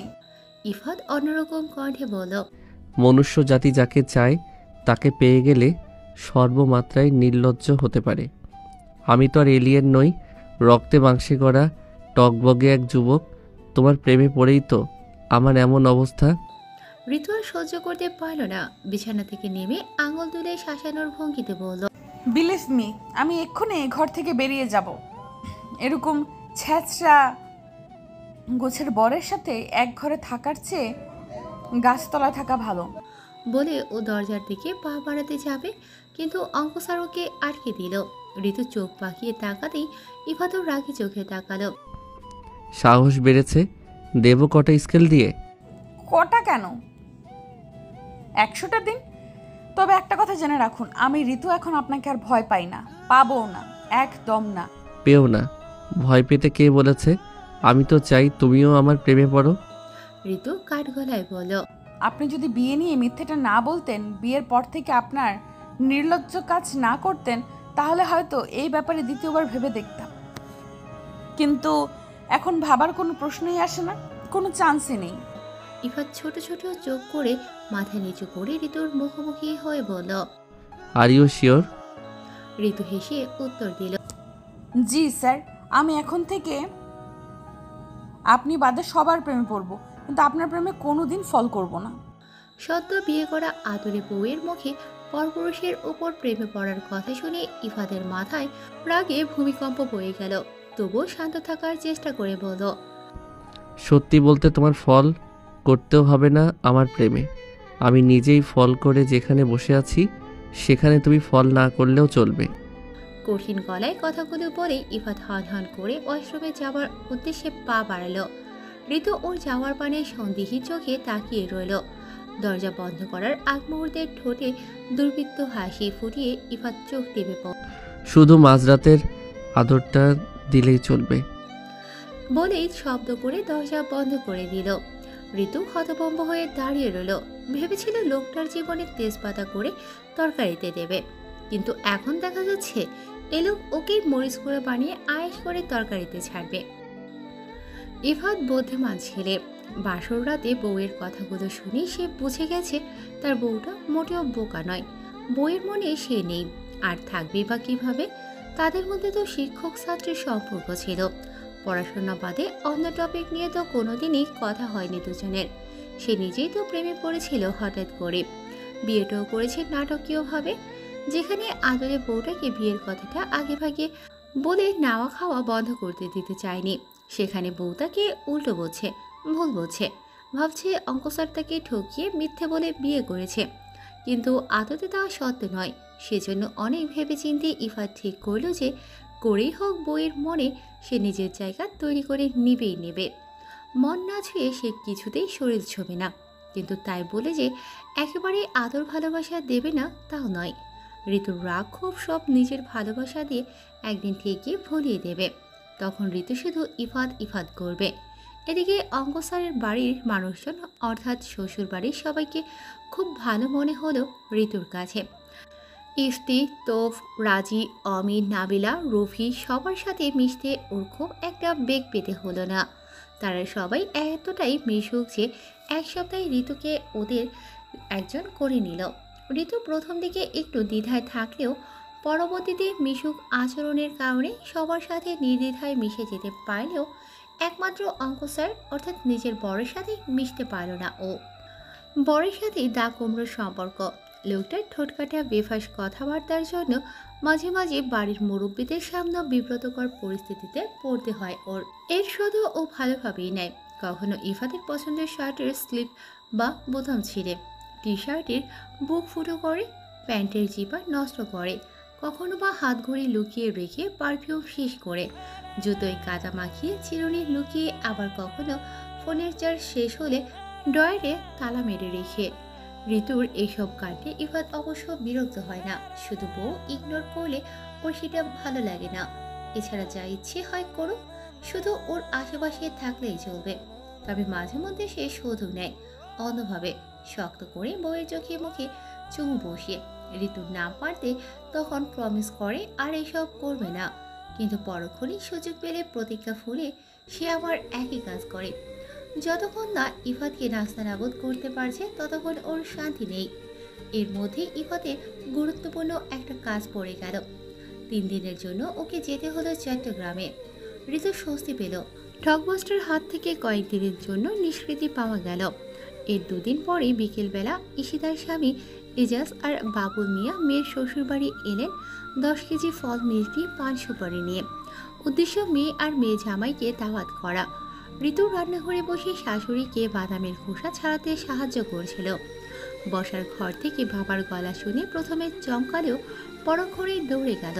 বাবাকে দেখে ঋতু স্থানকাল পাত্র ফুলে হু হু করে কাঁদতে কাঁদতে বাবার বুকে লুটিয়ে পড়ল। এজাজ শালীর কাণ্ড দেখে হাস্যরসাত্মক কৌতুক করে দিতে লাগলো। বাবুল মিয়া হেসে মেয়ের মাথায় হাত বুলিয়ে বললেন। কেমন আছিস শ্যামা? ঋতু নাক টেনে বলেন বলো। ভালো আছি, তুমি কেমন আছো? আমি ভালো আছি। ঋতু অভিমানী গলায় আমাকে দেখতে এতদিন পর এলে, ভুলে গেছো আমাকে তাই না? তোমার সাথে কথাই বলবো না। বাবুল মিয়া মেয়ের অভিমান বললেন। তিনি হেসে উঠলেন উচ্চ আচ্ছা বলিস না, আগে নাকটা তো মুছ, এখনো ছোটই রয়ে গেলি। সবাই আছে এখানে, এর মধ্যে বাবা ওকে এভাবে বলল। ঋতু ভীষণ লজ্জা পেয়ে গেল। ইফাদের বাবা রাউফ সাহেব মসজিদ থেকে ফিরে বাবুল মিয়াকে দেখে এগিয়ে এসে কোলাকুলি সেরে ভালো মন্দ জিজ্ঞাসা করলেন। ঋতু বাবার হাত আঁকড়ে ধরে বসে রইল। নাজিয়া ইসলাম রান্নাঘরে গিয়ে খাবারের ব্যবস্থা করতে লাগলেন। এর মধ্যে ইফাত চট্টগ্রাম থেকে 3 দিনের কাজ সেরে বাড়ি ফিরল। শ্বশুর এসেছে শুনে তার সাথে দেখা করতেও সরাসরি বসার ঘরে এলো। সালাম জানিয়ে কুশল বিনিময় করে ভদ্রতা সূচক আলাপন সারার পর বাবুল মিয়া নিমন্ত্রণের ব্যাপারটা জানালেন ইফাতকে। ও হাসি মুখে দাওয়াত গ্রহণ করলো। লং জার্নি করে খুব ক্লান্ত লাগছিল ওর। 3 দিন পর কাজ সেরে বাড়ি ফিরেছে। কোথায় বউ এগিয়ে এসে তাকে ভালো মন্দ জিজ্ঞেস করবে, আঁচল দিয়ে ঘাম মুছে দেবে, শরবতের গ্লাস এগিয়ে দেবে। তা না, বাসন্তীটা বাবা পেয়ে বরকে ভুলে গেছে। ইফাদের ভীষণ রাগ হলেও মনে মনে শ্বশুরের সঙ্গে আলাপ সারার পর বাবার হাত আঁকড়ে ধরে বসে থাকা ঋতুকে ইশারায় ঘরে যেতে বলেছিল বারবার, কিন্তু ঋতু দেখেও না দেখার ভান করছিল। আচমকা এসব চোখাচোখি বাবুল মিয়ার চোখে পড়তেই তিনি সসন্দেহে কেসে উঠলেন। ঋতু লজ্জায় মাথা কাটা গেল। 3টা দিন শান্তিতে ছিল, এখন ফিরেই আবার নির্লজ্জ কাজকর্ম শুরু করে দিয়েছে। ছি, শ্বশুরের সামনে তার মেয়েকে কেউ এভাবে ইশারা করে? এই লোকের যন্ত্রণায় সে অতিষ্ঠ। বাবাকে কতদিন পর কাছে পেয়েছে ঋতু, অথচ ঠকবস স্যারটা ওকে দুদণ্ড শান্তিতে বসতেও দিচ্ছে না। রাগে কিলবিল করে উঠল মস্তিষ্কটা। যে চেপে গেল মনে, ঠিক করলো আজ কিছুতেই যাবে না ঘরে ও। ইফাত তাও কতক্ষণ আকার ইঙ্গিতে ডাকতে লাগলো বউকে, কিন্তু বউয়ের কোনো পাত্তা না পেয়ে ও থম মারা চেহারা নিয়ে একটা সময় নিজের ঘরে চলে এলো। ঋতু স্বস্তির নিঃশ্বাস ফেল। বাজে লোক একটা। বাবুল সাহেব আর এজাজ নাস্তা করতে করতে মহা আনন্দে গল্প জুড়ে দিয়েছেন বাড়ির ছোট বড় ছেলে মেয়েদের সঙ্গে। ঈশিতের স্বামী বাচাল প্রকৃতির না হলেও শ্বশুরের সাথে থাকলে সেও বাচালের মতো আচরণ করে। ঋতু নিজেও সহগ্রাহে দুলাভাই আর বাবার গল্প শুনে হাসিল। তখনই নাজিয়া ইসলাম ওকে ডেকে পাঠালেন। ঋতু চাপার পর তিনি সরু গলায় বললেন, ঋতুমা, একটু ঘরে যাও তো। কেন আন্টি? ইফাত ডাকছে তো। ঋতু মিয়ে যাওয়া গলায় বলল, একটু পর যাই, আসলে বাবা দারুণ একটা জোকস বলছে, শুনছিলাম আর কি। নাজিয়া ইসলাম হেসে বলল, ও, বাবাকে এতদিন পর পাশে পেয়েছো, তাহলে থাকো। Thanks aunty. বলে ঋতু সেখান থেকে চলে এলো। ডাকছে কেন শয়তানটা, ডাকুক। ডাকতে ডাকতে গলা শুকিয়ে ফেল। ঋতুই বয়েই গেছে, তার ডাক শুনতে যাবে না সে, একদম না। ঋতু তাই বাবার পাশে পাশে রইল ডিনারের সময় পর্যন্ত। তবে খাবার টেবিলে ইফাতকে দেখা গেল না। জ্বর আসার দোহাই দিয়ে ঘরেই রইল। নাজিয়া ইসলাম খাবার বেড়ে ঋতুর হাত দিয়ে ঘরে পাঠাতে চাইলেও ও বাহানা দিল। আসলে বাবার মাছের কাটা বাছতে অসুবিধা হয়। নাজিয়া হেসে বললেন, তাহলে বিআইকে মাছটা বেছে দাও, আমি ইফাতকে দিয়ে পাঠাচ্ছি। বলে মেয়ে ইফতিকে ডাকতে তিনি চলে গেলেন। তখনই ঋতু স্পষ্ট শুনতে পেল ঘর থেকে গ্লাস ভাঙার আওয়াজ। বাবুল মিয়া হতচকিত হয়ে তাকাতেই ঋতু মিনমিন করে, তুমি খাও। বাবুল মিয়া আর এজাজ বিদায় নিয়ে চলে গেল। শ্বশুরকে বিদায় দিতে অবশ্য ইফাত জ্বর নিয়ে নিচে এসেছিল। ওদেরকে বিদায় দিয়ে চলে আসার সময় সিঁড়ি ঘরে দাঁড়িয়ে ইফাত ঋতুকে আটকে দিল। অভিমান আর রাগ মিশানো গলায় ওকে বলল ঘরে আসতে, কিন্তু ঋতু বলল, রুফি আপুদের সাথে থাকবো, রাতে মুভি দেখবো, আজ মুভি নাইট। ইফাত রেগে ওরা হাত চেপে ধরে বলল, দেখতে হলে আমার সাথেই দেখবে, ওদের সাথে কোনো মুভি টুভি দেখা হবে না। আপনার সাথে আমি মুভি দেখবো? How funny. আমি কিন্তু রেগে যা। I don't care. 3 দিন দূরে ছিলাম, তুমি এই ব্যবহারটা করতে পারছো? আমার ঘুম আসবে না ওই ঘরে তোমাকে ছাড়া। তাতে আমার কি? আপনার না জ্বর, ওষুধ খেয়ে শুয়ে পড়ুন। ঋতু ওর কথা না শোনার ভান করে চলে গেল রুফির ঘরে। এরপর নাবিলা আর রুফির সাথে লুডো খেললো, গল্প করলো এবং চা খেতে খেতে একটা হরর মুভি দেখা শুরু করলো। ঘড়ির কাঁটায় তখন রাত 1:30। মুভি তখন টান টান উত্তেজনাময় হয়ে উঠেছে। ঠিক সে সময় রুফির ঘরের দরজায় ঠক ঠক শব্দ হলো। নাবিলা মুভিটা পজ করে বিরক্তি নিয়ে দরজা খুলতেই তোফ হুড়মুড় করে ঘরে ঢুকলো। এরপর মেজাজ খারাপ করে বলল, ইফাত ভাইয়া রেগে আগুন হয়ে আছে, মনে হচ্ছে মাথাটা গেছে। ঋতু, নাবিলা, রুফি তিনজনই একসাথে তাকালো তৌফের দিকে। কেউই কিছু বুঝতে পারল না। রুফি কৌতূহলী চোখে তাকিয়ে জিজ্ঞেস করলো, মানে কি সব বলছিস? তোপ যথাসম্ভব নিচু স্বরে বলল, ভাইয়া এত রাতে ছাদে বিছানা করে শুয়ে আছে, মশা কামড়ে হাল চামড়া উঠিয়ে ফেলেছে, এরপরও জ্বর নিয়ে শুয়ে আছে। আমি আর রুমি মিলে কতক্ষণ টানাটানি করে এলাম। অমিকে তো রেগে থাপ্পড়ই বসিয়ে দিয়েছে গালে, কিছুতেই ঘরে আসছে না, শুধু বলছে আজ রাতেই ডিঙ্গোবা দিয়ে সে মরে যাবে। ঋতু সব শুনছিল। ভীষণ অবাক হলো নাটকবাজ লোকটার এরকম আচরণের কথা শুনে। এবার সরু গলায় সে তোফকে জিজ্ঞেস করলো। উনি এরকম করছেন কেন? তোফ অকপটে বলল, কেন মানে কার জন্য করছে সেটাই জিজ্ঞেস করুন। কার জন্য? আপনার জন্য ভাবি। আমার জন্য? আরে আসার পর নাকি ভাইয়াকে এক গ্লাস শরবত দেন নাই, ইগনোর করতেছেন, তাই ভাইয়া রেগে মেগে ফার হয়ে গেছে। অমিরে রাখিয়া আসলাম আপনারা খবরটা জানাইতে। ঋতু লজ্জা আর বিস্ময় নিয়ে বলল, এই সামান্য কারণে? আপনার কাছে যেটা সামান্য সেটা আপনার জামাইয়ের কাছে অসামান্য। যান নিজের চোখে দেখে আসেন আপনার বিরহে আমার ভাইয়ের কি অবস্থা। নাবিলা ঠোঁট টিপে হেসে বলল। এক সপ্তাহেই ভাইয়া এত বউ পাগল হয়ে গেল? তোপ ওর মাথায় গাঁটটা মেরে বলল। গেল তো। ঋতু ওদের সামনে এক প্রকার লজ্জাই পড়ে গেল। সেই সাথে রাগও হলো স্যারের ওপর। সারা বাড়ির মানুষ ঘুমে, আর লোকটা জ্বর গায়ে ছাদে বসে ড্রামা করছে। এত মেলো ড্রামা জানে লোকটা। ঋতু ভীষণ রেগে ছাদের দিকে গেল। ও ছাদে পা রাখতেই থেকে অমি এসে গালে হাত দিয়ে ভার গলায় বলল,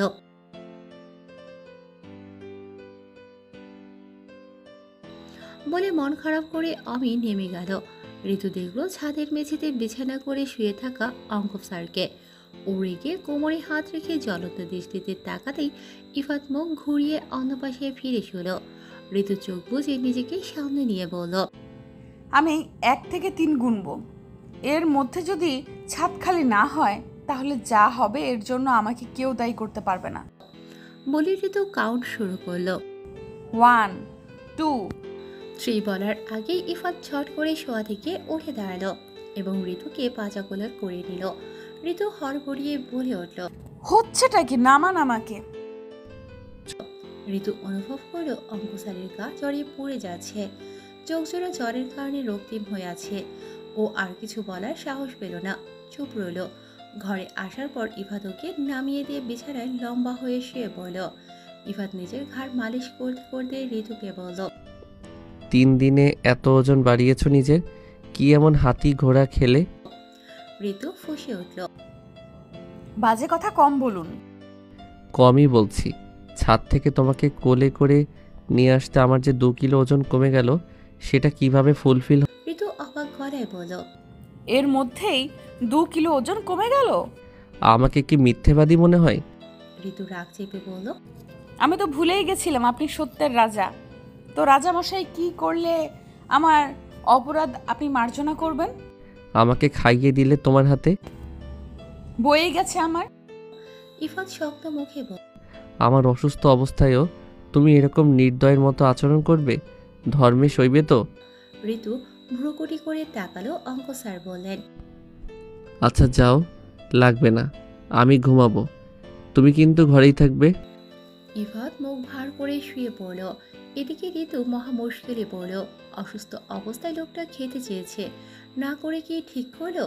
কতক্ষণ দ্বিধাদ্বন্দ্বে ভুগল ও। এক সময় মানবিকতার খাতিরেই ফ্রিজ খুলে খাবার গরম করে নিয়ে এলো। এরপর অস্বস্তি নিয়ে জ্বরে ভুগতে থাকা অপছন্দের বরটাকে খাইয়ে দিল সে। ইফাত খেয়ে দিয়ে খুশি মনে ওর কোলে মাথা রেখে শুয়ে পড়ে বলল, আমি একজন অসুস্থ আর দুঃখী মানুষ। আমার মিষ্টি বউটা আমাকে 2 চোখে সহ্য করতে পারে না। অনুগ্রহ করে আমাকে সরিয়ে দেবেন না ম্যাডাম। ঋতু দাঁতে দাঁত চেপে সবটা সহ্য করলো। এই চতুর লোকটা দুঃখী মানুষ, ও মিষ্টি বউ, অনুগ্রহ ভিক্ষে। অসুস্থ বলে, নয়তো ওর বইয়ে গিয়েছিল অঙ্ক স্যারের এসব নাটক সহ্য করতে। কয়েকদিন প্রচণ্ড জ্বরে ভুগল ইফাত। দিন দুনিয়ার কোনো হুঁশ নেই, এতটাই শরীর খারাপ হলো ওর। ঋতু প্রথম দিকে খানিকটা বিরক্ত হলেও পরে নিজের ছোট্ট মনে চিন্তাধারায় ওর নিজেরই ভীষণ রাগ লাগলো। সারাক্ষণ একসাথে এটা সেটা নিয়ে খুনসুটি বক বক করা মানুষটার এই অবস্থা ওর মন খারাপ করিয়ে দিল এক প্রকার। ও যথাসাধ্য খেয়াল রাখতো ইফাদের, সেবা যত্ন করল। এত অসুস্থতার মধ্যে ইফাদেরও কোনো শক্তি বা ইচ্ছে হলো না বউকে জ্বালাতে, তাই চুপচাপ বউয়ের সেবাটুকু গ্রহণ করল সে। ভালো লাগলো ভীষণ। আবিষ্কার করলো তার বউটির উপরে উপরে কাঠখোট্টা ব্যবহার করলেও মনের দিক থেকে খুবই নরম একটা মেয়ে। বউয়ের প্রতি ভালো লাগাটা তাই আরও বেড়ে গেল ওর। জ্বর সারতেই একদিন কোথা থেকে একটা গোলাপ দিয়ে এলো। রাতে ঘুমোতে যাওয়ার সময় গোলাপটা ঋতুকে দিতেই ঋতু ভীষণ অবাক হলো। কালো রঙের গোলাপ দেখে অবাক হলো। এই রঙের গোলাপ হয় সে শুনেছিল, কিন্তু কখনো দেখেনি। দেখার ভীষণ ইচ্ছে। দুদিন আগে ঠিক এই কথাটাই রুফিকে বলছিল সে। অঙ্ক স্যার কি শুনেছিল কথাটা? ঋতু আশ্চর্য হলো। তবে অপ্রত্যাশিতভাবে পাওয়া গোলাপটা ওর মন ভালো করে দিল। কিছুটা অবাক হয়ে ও ইফাতকে জিজ্ঞেস করল, এটা কোথায় পেয়েছেন? ইফাত ফোন ঘাটার বাহানা দিয়ে বলল, বন্ধুর বাড়ি গিয়েছিলাম, ওদের বাগান থেকে ছিঁড়ে এনেছি। না বলে? হ্যাঁ। ঋতু গোলাপটা রেখে দিল। চুরি করা গোলাপ এনে বউকে দিচ্ছেন? আপনার লজ্জা করছে না? আপনি জানেন চুরি করা একটা গর্হিত কাজ? স্টুডেন্টদের এসবই শিক্ষা দেবেন? ইফাত তাকালো।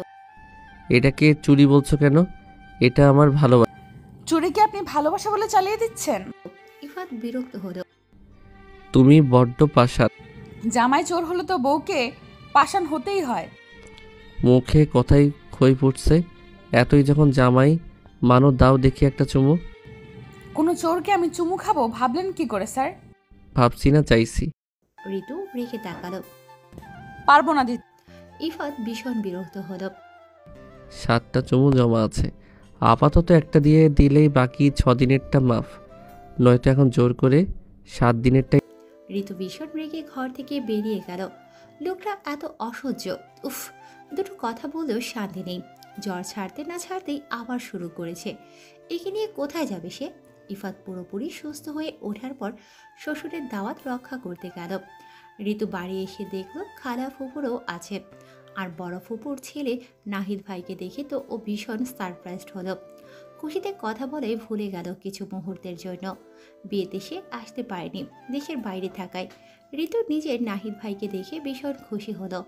বড় ফুপু গদগদ কণ্ঠে সবাইকে বলল, জামাই আসছে বিদেশ থেইকা। সুখবর টুখবর তো এখনো শুনাইলেই না রে মা। পাখি তার ডানা পাইছে, খুশি তো হইবই। ঈশিতা সে কথারও টিপ্পনি কাটল।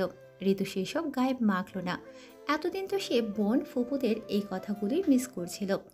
ঋতু স্বস্তির নিঃশ্বাস ফেল। রাতে ভুরি ভোজন ছিল নতুন জামাইয়ের জন্য। খাওয়া দাওয়ার পর্ব শেষ হতেই বসার ঘরে সবাই একসঙ্গে আড্ডা দিতে বসল। এর মধ্যে ঋতুর সাথে নাহিদের বেশ ভালো বন্ডিং দেখে ইফাদের রাগ হলো। হাঁসফাঁস লাগলো, বিরক্ত লাগলো। দরকারি কলের অজুহাত দিয়ে আড্ডা থেকে সরে এলো সে। এরপর ভবঘুরের মতো রাস্তায় বেরিয়ে পড়ল। ক্ষিপ্ত মেজাজে কিছুক্ষণ এদিক ওদিক হাঁটাহাঁটি করার পরে আচমকা কাদায় পা পড়তে ওর বিরক্তি চরমে পৌঁছালো। রেগে সেভাবেই শ্বশুরবাড়ি ফিরে এলো ইফাদ। ফ্রেশ না হয়ে কাদামাখা জুতো নিয়ে বিছানায় শুয়ে পড়ল সে। বসার ঘর থেকে ঋতু হা হা হি হি স্পষ্ট কানে আসছে ওর। নিষ্ঠুর বইয়ের আচরণ ওকে কেন এত পীড়া দিচ্ছে? আর ঋতুনি বড় রেখে ভাইয়ের সাথে অট্টহাসি। থাকবে না সে এ বাড়িতে আর এক মুহূর্ত। অসহ্য অনুভব করায় মনিকে দিয়ে ঋতুকে ডেকে পাঠালো সে। নাহিদ ভাইয়ের সাথে অনেক বছর পর দেখা ঋতুর। ব্যাচেলর করতে লন্ডনে পাড়ি জমিয়েছিল অনেক বছর আগে। এরপর আর ফিরিনি। দুই ভাই বোনের কতদিন পর দেখা। কি একটু বসে কথা বলছে, তাতেও ক্ষান্ত দিতে হলো ঋতুকে। ওর বিরক্ত চূড়ান্তে পৌঁছালো। অঙ্ক স্যারকে কথা শোনানোর জন্য 101টা মুখ ঝামটা রেডি করে নিজের ঘরের দিকে পা বাড়ালো সে। কিন্তু ঘরে যাওয়ার পর রাগে দুঃখে ওর চোখ ভিজে উঠল। দেখলো অঙ্ক স্যার কাদামাখা জুতো নিয়ে বিছানায় ঘুমিয়ে আছে। ঋতু ফোঁস করে ডাকতেই অঙ্ক স্যার ঘুমো ঘুমো গলায় ধমক দিল, ঘুমোতে দাও বউ। আপনি জুতো নিয়ে শুয়ে আছেন কেন? শুয়েছি তো শুয়েছি, তাতে কি এমন ঘোড়ার ডিম হয়েছে? ঋতুর গলা কাঁদো কাঁদো শুনে আমার এত সুন্দর বিছানার চাদর নষ্ট করে দিয়ে বলছেন কি ঘরে ডিম হয়েছে? কিনে নিও, আরেকটা কাটতে হবে না। লাগবে না, আপনি উঠুন, জুতো খুলে আসুন। পারবো না। আমি কিন্তু রেগে যাচ্ছি স্যার। অঙ্ক স্যার উঠে বসলো, ওর দিকে তাকিয়ে বলল, যদি জিজ্ঞেস করো জুতা নিয়ে শুয়েছি কেন, তাহলে বলবো চাদরটা আমার একটু পছন্দ হয়নি, তাই নষ্ট করে দিয়েছি। আপনার পছন্দ না হলেই সেটা নষ্ট করে দেবেন? হ্যাঁ দেব। ঋতু ফুঁসে উঠল, পরক্ষণে নিজেকে সামনে নিল। এই পাগলের সাথে কথা বলাই বৃথা। ও ফোঁস করে নিঃশ্বাস ফেলে প্রসঙ্গ বদলে জিজ্ঞেস করলো, সমস্যাটা কি আপনার? আমাকে ডেকে পাঠালেন কেন? আমি চলে যাব। ঋতু চমকালো। চলে যাবেন মানে? কোথায়? বাড়ি ফিরবো, তোমাকে বলতেই ডাকলাম। ঋতু কপালে ভাঁজ ফেলে বলল, কেন? এখানে কোনো সমস্যা হচ্ছে? আমার সমস্যা তো তোমার হচ্ছে, অহেতুক আমাকে এড়িয়ে চলছো। আমার জন্য কারোর সাথে হা হা হি হি করতে পারছো না মন খুলে। ঋতু বিস্ময় নিয়ে বলল, আপনাকে এড়িয়ে চলেছি? আর কোথায় হা হা হি হি করলাম? আপনি কি ইনডাইরেক্টলি নাহিদ ভাইকে মিন করছেন? ইফাত তীক্ষ্ণ দৃষ্টিতে তাকালো। হ্যাঁ করছি, কারণ আমার তুমি বর রেখে পরপুরুষকে বেশি নাহিদ ভাই পরপুরুষ? সে আমার ভাই। আপন তো নয়। আপনি ইফাত মলিন গলায়। যাই হোক, এত কথা ভালো লাগছে না, আমাকে ইগনোর করতে হবে না, আমি আসছি। ঋতু আমতা আমতা করে বলল, ইগনোর করছি না তো, তবে চলে গেলে বাবাকে বলে যান। ইফাত গম্ভীর গলায় বলল, সরি, বাট আমি বলতে গেলে উনি আটকে দেবেন, লজ্জায় পড়ে যাবে। তুমি বলে দিও। অবশ্যই এখন বলতে হবে না, যখন খোঁজ করবে তখন বলো। আমি বাবাকে কি বলবো? বলবে কাজ ছিল, চলে গেছে। ঋতু তেতে উঠল। মিথ্যা বলতে পারবো না। তাহলে সত্যিটাই বলে দিও। ইফাত কাদামাখা জুতো নিয়ে বেরিয়ে গেল ঘর থেকে। ঋতু হতভম্ব হয়ে বসে রইল। এই লোকটা এত অদ্ভুত। শেষমেশ নাহিদ ভাইকে নিয়ে তার জেলাসি। ঋতুর হাসি পেল। পুঁটিমাছ আলি প্রেমে পড়া অঙ্ক স্যার কি জানি নাহিদ ভাইয়ের পুতুলের মতো সুন্দর একটা মেয়েও আছে। ওর ঘণ্টাখানেক পরে বাবুল মিয়া যখন মেয়ে জামাইয়ের খোঁজ করতে এলেন, তখন ঋতু মিনমিন করে জানালো ইফাত ঘুমিয়ে পড়েছে। বাবুল মিয়া গম্ভীর মুখে মাথা নাড়িয়ে চলে গেলেন। এরপর অবশ্য আর কেউ বিরক্ত করল না। ঋতু দরজা আটকে ঘুম দিল। অঙ্ক স্যারের হাত থেকে নিস্তার পেয়ে বহুদিন পর নিজ বাড়িতে নিজ বিছানায় শান্তির ঘুম দিল ঋতু। সকালবেলা বেশ বেলা করেই ওর ঘুম ভাঙল। আড়মোড়া ভেঙে বাইরে বেরোতেই ওর চক্ষু চড়ক গাছ হয়ে গেল। বসার ঘরে বাবার সাথে অঙ্ক স্যার বসে আছেন। হাসি খুশি ঝলমলে চেহারা, আইসি ভঙ্গিতে চায়ের কাপে চুমুক বসাচ্ছে। এই লোকটা এখানে কেন? রাতে না চলে গেল? ঋতুর চোখ থেকে কোটর বেরিয়ে আসার উপক্রম হলো। অঙ্ক স্যারকে একা পাবার পর ঋতু বিস্ময় নিয়ে জিজ্ঞেস করলো, আপনি কখন এলেন? রাতে গিয়ে সকালে যখন আসবেনই, তাহলে এত নাটকের কি প্রয়োজন ছিল? রাতে তো কোথাও যাইনি। ঋতু হতভম্ব হলো। মানে তাহলে ছিলেন? শ্বশুর মশাইয়ের সাথে ছিল। আপনি আমার সাথে মজা করছেন? ঋতু চাপা স্বরে চেঁচালো, না। মিথ্যা বললেন কেন তাহলে? আমার রাগ হচ্ছিল তাই। ঋতু দরজা ধরে দাঁড়ালো। আপনি জানেন আপনার জন্য আমি বাবাকে মিথ্যা বলেছি আপনি ঘরে ঘুমিয়ে আছেন। বাবা কি ভাবলো আমায়? ছি। ইফাত হাসলো। ঋতুর ইচ্ছে করলো ওর নাকে ঘুষি মারতে। ওর হাতের ঘুষি খেয়ে যদি লোকটা শিক্ষে হয়। ওর অগ্নি চক্ষু দেখে ইফাত বলল, উনি জানেন আমার আর তোমার মধ্যে ছোটখাটো মনোমালিন্য হয়েছে, তাই আমাকে ঘর থেকে বের করে দিয়েছো তুমি। ঋতু দু চোখ বুঝিয়ে নিজেকে শান্ত করল। ওহ গড, লোকটা এত বদমাস। বাবার কাছে এত সব মিথ্যে বানিয়ে বানিয়ে বলেছে। বাবা কি ভাবলো? উফ, লজ্জায় ওর মাটির নিচে ঢুকে যেতে ইচ্ছে করছে। ও কটমট করে বলল, এত বড় মিথ্যা বলতে বুক কাঁপলো না আপনার? নিভিয়ে রাখা আগুনটা দপ করে যেন জ্বলে উঠল ইফাদের। চাপার আগে সেই সোজা সাপটা জবাব দিল। অঙ্ক স্যার বক বক করতেই থাকলেন। অন্যদিকে ঋতু আড়মোড়া হয়ে এক দৃষ্টিতে অদ্ভুত চোখে দেখছিল তার অঙ্ক স্যারকে। শুনছিল লোকটার অভিমানী কথা, অদ্ভুত স্বীকারোক্তি।